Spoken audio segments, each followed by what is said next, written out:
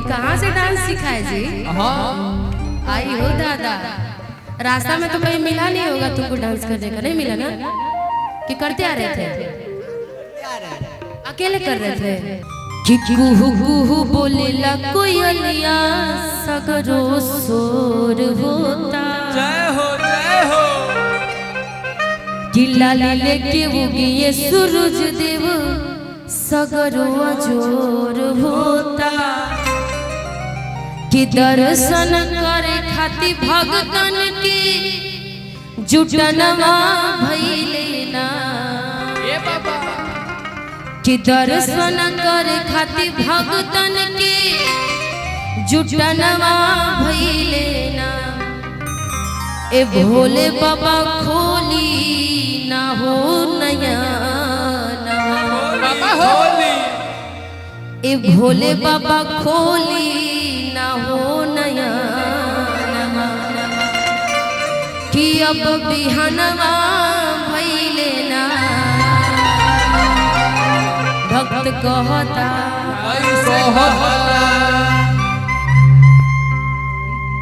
ये कहाँ से बजा था?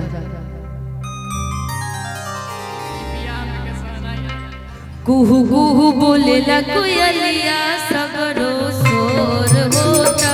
शोर होता।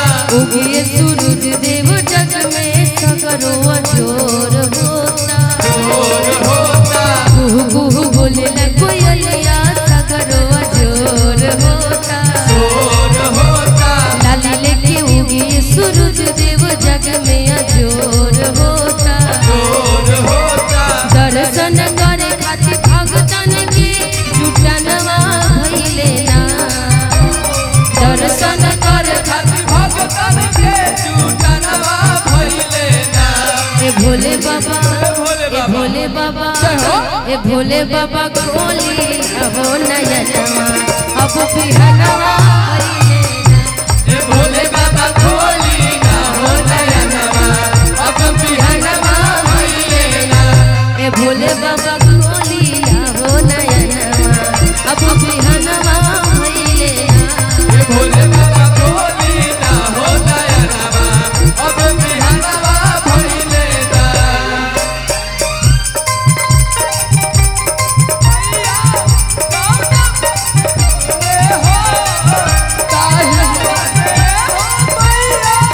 सीखियो न डोले हो ताही बनवना कि मैया मोरी लाली बसरवा हो ताही बनवना। ए मैया मोरी लावेली बसरवा हो ताही बनवाना। खोली ना हो नयनवा अब बिहनवा भइले ना। ए भोले बाबा खोली ना हो नयनवा अब बिहनवा भइले ना। रउवे इशारा पर चलेला धरतिया रउवे है संचालक जी। रउवे इशारा पर चलेला धरतिया रउवे है संचालक जी। कैसे पोसई है परानी के परानवा सुतले रहे जब पालक जी। कैसे पोसई है परान के परानवा सुतल रही जब बालक जी।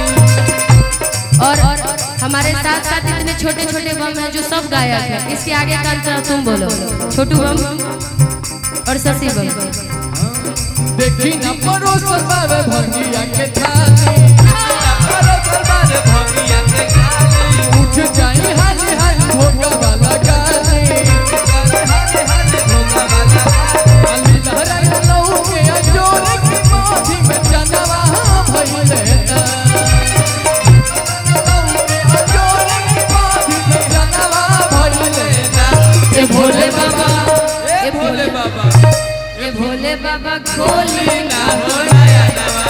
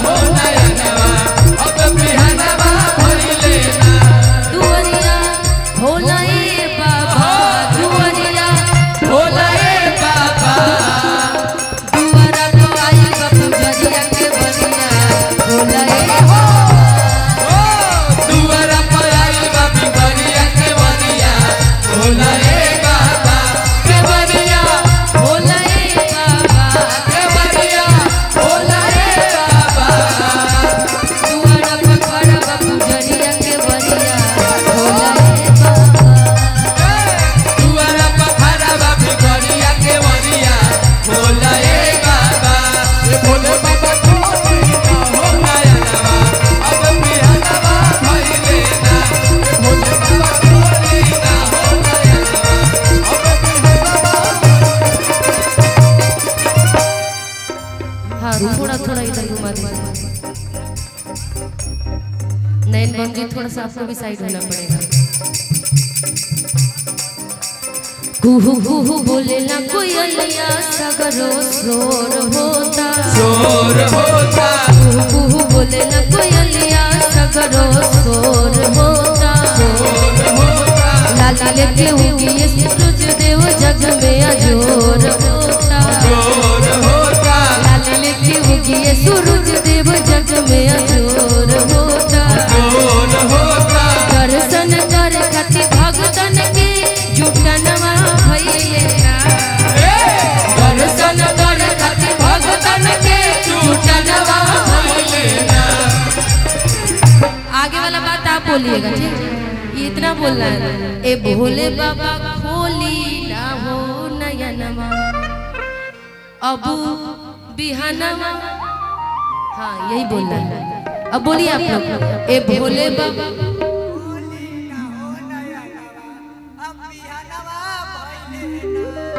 हाथना के भेष में तू ही एगो बड़ा भाई है, तू वेशभूषा भी बनीले बड़े एकदम भोले बाबा नहीं आना चाहता आओ तो कहीं तो उन्हीं के रूप में तो नहीं आ गए, क्योंकि थोड़ा देर पहले मैं उनको बुला रही थी ना। आ देखिए मिर्गा का छाला पहन के आया भी है, बस फर्क इतना है कि वही इसको मिर्गा ही छाला बोलते हैं ना जी, बस। हाँ अच्छा आओ इधर, छोड़ दो सब और जल्दी हटाओ, सब फेंक दो, ऐसे आ जाओ। अब हाथ ना देर भोलेनाथ जी लगाएंगे तब तो फिर आधा कमड़िया सब इधर ही रह जाएंगे। बोलना है ठीक? ए भोले बाबा खोली ना नयनवा अब बिहनवा भइले ना। तो ऐसे काय करते हैं? अब भोले बाबा खोली ना नयनवा, हाथों का ऐसे कर रहे हैं। अरे जो वेशभूषा में एकदम पावरफुल वाले आदमी रहो, हाथ उठाओ तो ऊपर। अरे दोनों हाथ में नहीं, हम थोड़ी तुमको कह रहे थे कि तुम सिलेंडर हो जाओ।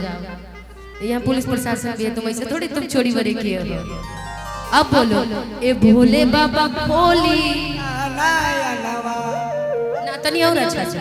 ए भोले बाबा खोली ना। पहले ये भोले बाबा तो बोलो, कौन खोलेगा? बोलो, ए भोले बाबा, ए भोले बाबा खोली ना हो नयनवा अब बिहनवा भइले ना। ताली बजा दीजिए। और किसी के बात पे वो आँख खोले या ना खोले, लेकिन इनका बात पर जरूर खोलेंगे बाबा। इस भक्त का बात तो जरूर सुनेंगे ना जी। अब नाचना, तुम नाचोगे ना? ठीक ठीक आ जाना।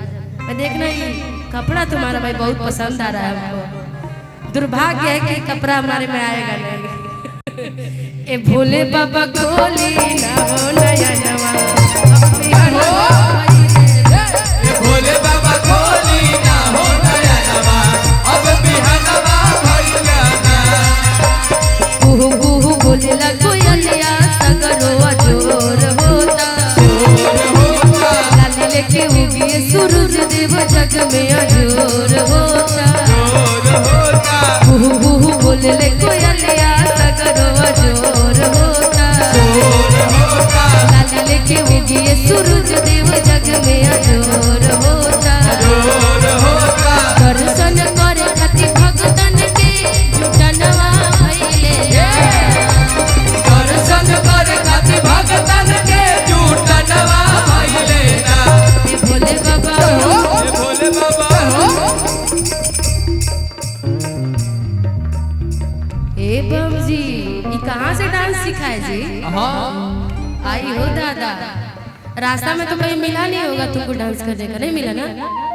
कि करते आ रहे थे? अकेले कर रहे थे? कौन जिला घर अकेले आए हुए के हैं आपसे मिलने के लिए? कौन जिला घर बा हो? हमसे मिलने के लिए कि बाबा से मिलने के लिए? आपसे मिलने के लिए आए हैं तो सोचे कि आप रास्ता में हैं तो आपको मिल लेते हैं हम लोग। तो ऐसे बोले तो हमको डरा ही दोगे? ऐसे करा कि हम आपसे मिलने आए थे तो बाप रे, हम सोच रहे थे कि भाई इससे पहले तो हम इसको नाम बुलाते तो ठीक था। कौना जिला के बारो? कहाँ घर है आपका? बक्सर जिला। कहाँ? अच्छा बक्सर जिला, हमें लगा बरसा यही जिला। से नु छाव भाव सब बा। बक्सर जिला वाला दिख रहा है। अच्छा मेरे शिष्य के घर के पास, ठीक ठीक ठीक। हाँ आर्यन बाबू समझ गए मैं। तो लेकिन फिर अच्छे से और डांस करना, ठीक। वो भी ऐसे ही डांस करता था, है ना? इतना छोटा था तब से हमारे यहाँ था।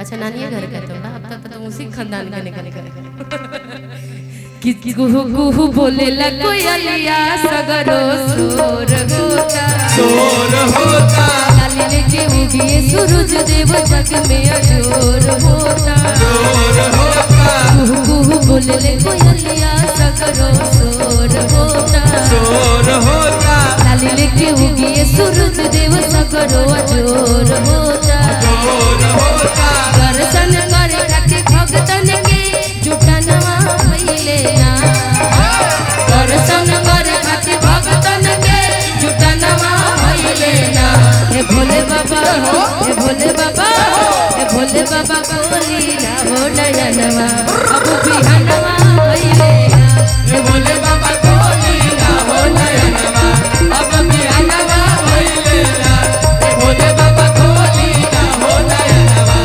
अब बिहनवा भइले ना हे भोले बाबा कोली ना हो नयनवा अब बिहनवा भइले ना हे भोले बाबा कोली ना हो नयनवा अब बिहनवा भइले ना हे भोले बाबा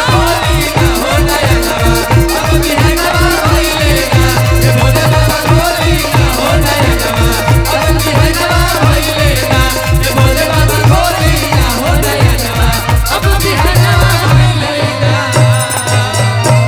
हे भोले बाबा कोली ना हो नयनवा कि अब बिहनवा भइले